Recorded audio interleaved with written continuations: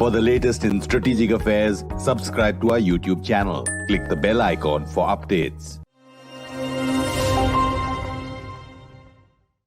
Hello and welcome to another edition of Capital Calculus on Strat News Global. This is the show that examines policies and developments through the intersection of politics and economics to share a fresh perspective with you every week, especially in unpacking the underlying strategic imperatives. I am your host, Anil Padmanabhan.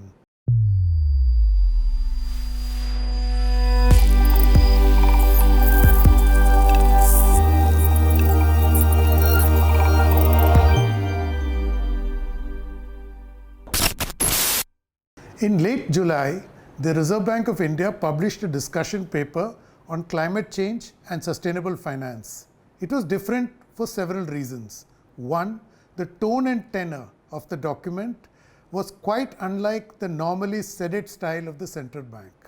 Second, without mincing words, the central bank said that climate change is for real and an economic risk.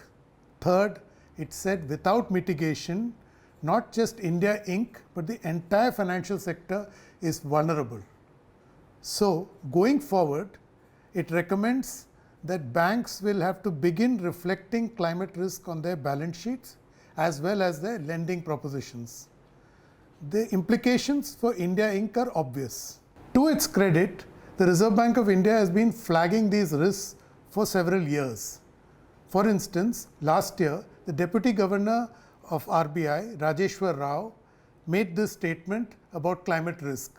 Let's listen in. Climate change and its impact is increasingly being acknowledged as a key risk driver for the financial system by governments, regulators, and financial firms.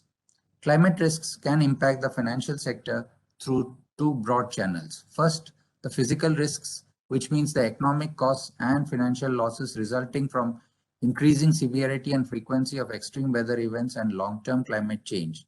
And second, transition risks, which arise as we try to adjust towards a low-carbon economy. The Deputy Governor may have sounded alarmist, but his claims are based on facts.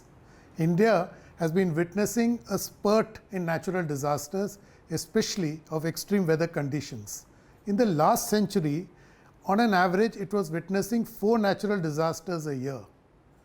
In the last 20 years, this average has spiked to 17 per year.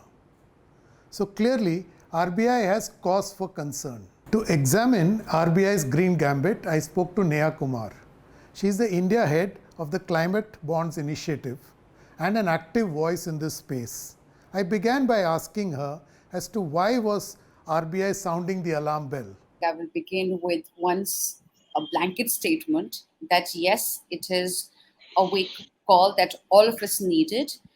Some might even argue that it is coming a tad too late. Reserve Bank of India was supposed to, way back in 2015, come out with a green finance strategy. So between 2015 and 22, much time has elapsed, but there is also mounting evidence that any more delay will actually be mounting not only costs in terms to the economy, but also real costs to the lives of people.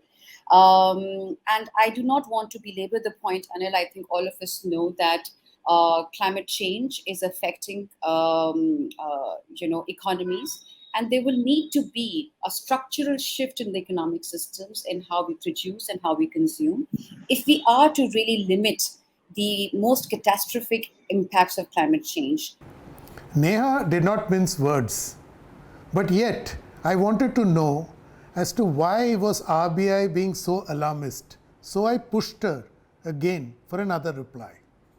Alarm is very strong word, but I would still retain that word because I would rather be that it is an alarm rather than, some kind of mild bell ringing. Given RBI's moves and Neha's remarks, I was curious to know whether climate risk was just one step away from being included in the lexicon of risks faced by India Inc. But I think there is a much more focus on climate now, given that entire ESG spectrum needs to be very well attended to, and that will mean And that will mean definitely board level leadership, integration. I would say that India Inc. is perhaps much more cognizant of these changes than the financial sector and than the policy and the regulatory apparatus, simply because they have to innovate, simply because they have to remain competitive. So you would see that there are many steel companies, cement companies. They are looking at new technologies. And in fact, that has also been driven to a great extent by also the targets that we have set for ourselves. And those targets would not be met by state action alone. Private sector has to be an imminent and a central partner to achieving all the targets that India as a country has made international commitments towards. Interestingly, the Union government is already committed to a zero emissions target in 2070. In that sense, RBI is merely implementing the country's commitments. But India is a complex country which operates at multiple speeds. And then there's a key economic cohort called the small scale sector. So I asked Neha, can India realistically walk the talk on climate mitigation? I would say that we need to raise our ambition if we really think that our economy needs to be made resilient. There is no way but to make it also environmentally and climate responsive. But making it climate responsive should also entail that it provides net positive gains to the people. In this transition, people need to be central. And it is good that you raised the question of SMEs, because nearly 45% of our industrial output is by the SMEs, and they are small companies, they're small enterprises. They are aware of this challenge, but they find it extremely difficult to come up the curve that is required. And for that, you would need a lot of incentives, a lot of probably sector-specific schemes. So in that sense, without a very proactive role by the state, by the government, by different line ministries in terms of providing the right kind of incentives, we will only be perhaps ad hoc and even more haphazard. What one can take a bit of heart in is the fact that we are trying to create a cohesive approach at a policy level. Regulators are beginning to talk about it. It is clear then that India's conversation on climate mitigation has begun late, but yet in earnest. Frankly, that is the easier part. The problem is, how is it going to manage the investments required to walk that talk? According to the IFC, India will require an investment of $3.1 trillion by 2030 to fight mitigation. That, by the way, is more than India's GDP at this point of time. So I asked Neha, where do we find these resources? So very good question. And we talked about risks, Anil. The other side of risk is definitely the opportunity. So this transition, which is required at pace and at scale, is also creating opportunities. And that is, what has come to be known as the sustainable finance ecosystem, where there are new kinds of instruments which are chasing projects which can be called credibly green or credibly sustainable, and there are alternative mechanisms which make this as their primary objective. For example, instruments like green bonds. For example, there are many these thematic debt instruments which are actually driving especially the capital markets towards this transition, towards financing this transition. And this is an opportunity because this is being driven by investor demand. So there are a lot of institutional investors, mainly offshore, Anil, which are chasing such credible investments in emerging economies simply because they give double or triple times the return.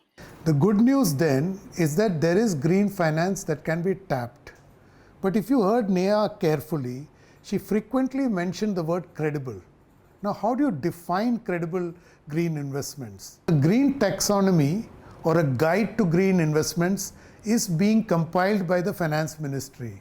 So I asked Neha whether that would be the solution. I am not the spokesperson for the government, but I have been part of this working group on taxonomy development for Ministry of Finance, and therefore I can say something with credibility and authority that is required to actually clear the air over here. But also to take this opportunity to actually really appeal to the government that the work is already done. The work by this high-powered committee on taxonomy development, on laying out a roadmap for sustainable finance in India, has been done and is awaiting release since January this year. So I hear that it will be released soon for public feedback, and that public feedback is absolutely critical to this whole process. But then, countries like South Africa, Malaysia, China have already put out their green taxonomy. So how will India's effort stack up against what is already out there? India has pointed out that environmental goals and social objectives need to be at par. And this would be one of its first kind of taxonomies in the world, which takes an integrated approach to screen sustainable activities from unsustainable activities by combining environmental and social objectives together.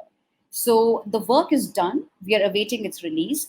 With a thorough and robust public feedback, I think there will be something to offer, not only to our own stakeholders domestically, but also to show the world that we are ready. We are ready. We are not reinventing the wheel.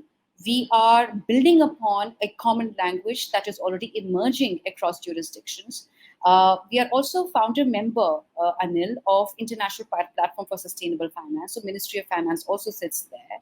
So there are, I think, pieces there on the board game, but they need to be moved forward for not only early action, but also adoption that will take its own time as we move forward. While we await the release of this report, I was curious to know how this guide for green investments will actually work on the ground. Let's look at how finance flows, and I will just try to be as brief as possible. Finance flows where it perceives less and less amount of friction and risk. And that friction and risk initially comes whether finance understands what is being talked about is truly true to its label, so to say. So the first step is to be able to say, this is the criteria on which we identify, on which we provide, what you can say as a shopping list of what is sustainable activity or not. And these sustainable activities will cut across different sectors of economy. So that common language, that identification tool that reduces the translation cost and eventually transaction cost will help invite and attract those investors which are looking to invest in credible green projects, because credibility here is the key. It is clear then that RBI has served a wake-up call on the strategic risks underlying climate change. It is also poised to walk the talk by nudging banks to change their commercial practices. As Neha points out, it's better late than never. More importantly, it signals a strategic shift by India on how it approaches global challenges. It is signaling that now onwards, it will prefer to be part of the solution than being part of the problem. That's all for this week. Do subscribe to Strat News Global on YouTube. Remember to hit the bell icon so that you don't miss any updates. Do share your feedback or any suggestions with us. I am available on Twitter at Capital Calculus, and I will be back next week with another episode of Capital Calculus. Till then, stay safe.